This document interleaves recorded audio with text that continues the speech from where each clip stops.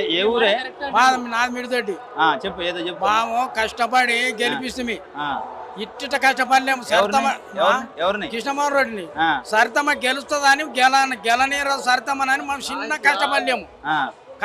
కష్టపడి మాము గెలిపిస్తే కాంగ్రెస్ లేకపోయా. మరి మా అమ్మని అన్యాయం చేసినట్టే కదా. పోలేదు అంటుండే, బీఆర్ఎస్ లో ఉన్నా అంటుండే. పోలేదంటే మరి కనవేడి కప్పుకొచ్చుకునే. అది 3 రంగుల జెండా అట. 3 రంగుల జెండా జాతీయ జెండా. ఎవరు నమ్ముతారు అట్లా?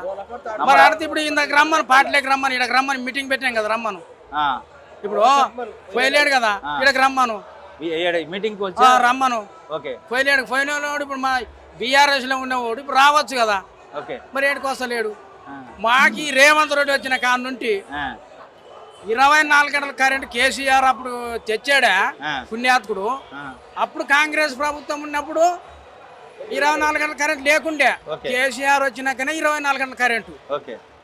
ఇప్పుడు ఈ రేవంత్ రెడ్డి వచ్చిన కాడ నుంచి మా వరి మీద 4 ఎకరాలు వేసిన ఈరిగానే లేదు అసలు.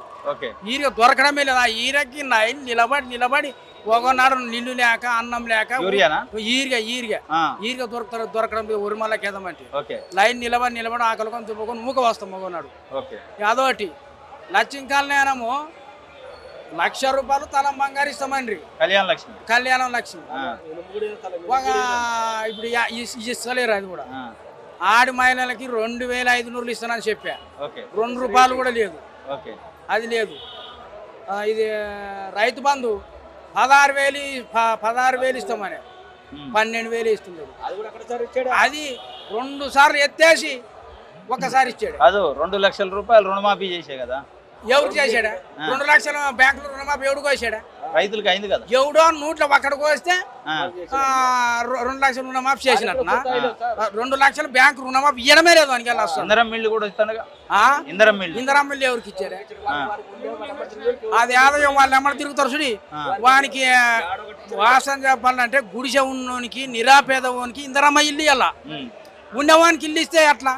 ఇప్పుడు కాంగ్రెస్ వచ్చాక ఉచిత బస్సు, కరెంటు బిల్లు లేదు. ఇవన్నీ ఇస్తుంటే కూడా ఉచిత బస్సు ఎవరు పెట్టమండి? ఉచిత బస్సు ఎవరికి అవసరం? అదే మా ఆడవాళ్ళు తినా మా బస్కే మీద ఎక్కుకొని తిరుగుతారా? ఇప్పుడు ఆడవాళ్ళు తినా మా ఉచిత బస్కే పని పాట వేసి పెట్టి ఉచిత బస్కే ఎక్కిపోతారా? అదే అంత శారద పాడేస్తూ అన్నాడు పోతారు, అన్నాడు వస్తారు. ఆ బస్సు కూడా ఏమి అవసరం ఉండే? సన్న బియ్యం రావు, కోపాన బియ్యము సమంగా అసలు 3 నెలలు అని చెప్పడం వల్ల ఈ ప్రభుత్వము బాగాలేని ప్రభుత్వం. అట్టానికే కాంగ్రెస్ ప్రభుత్వం ఒక 10 ఏళ్ళు పోయిండే. మళ్ళీ అది ఏదో గుడ్డు మారపడి మళ్ళీ వచ్చా. దాన్ని కాపాడింటే బాగుంటుంది రేవంత్ రెడ్డి. దాన్ని కాపాడుకుంటలేడు అతను. ఇది మా విజ్ఞాపన. సరే.